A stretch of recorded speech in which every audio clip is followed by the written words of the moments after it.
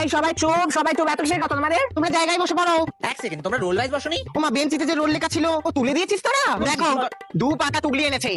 তুমি কি হরপ্পা মহেঞ্জোদারো সভ্যতা লিখছিলে? উঠে আসো, তুমি সামনে করো, সামনে করো। এই বলছি, চন্দ্রানী ম্যামকে দেখলাম না, কোন ঘরে গার্ড দিতে গেছে? চন্দন ম্যামকে তো এবারে গার্ড দেওয়ার দায়িত্ব দেয়নি। কেন? বাবা, আগের বারে তো অত টুকলি করলো, ধরা পড়লো, কিচ্ছু বলিনি, মুখ খুলিনি। বলে কি বলতো, চন্দনী ম্যাম নিজেও ওই টুকলি করেই তো কলেজে ঢুকেছে, উনি এইসব খুব ভালো জানেন। এই যে খুব অসুবিধা হচ্ছে বলো দেখতে। একটা কাজ করো, তুমি ওর পাশে গিয়ে বসো, নিয়ে ওর খাতা অদল বদল করেই লেখো, সেটা বরং বেটার হবে। কি বলো? না না, খাতার তলে কিছু একটা আছে, খাতাটা তোল দেখি। এই তোমার কোন সাবজেক্ট? ইংলিশ। আর তোমার?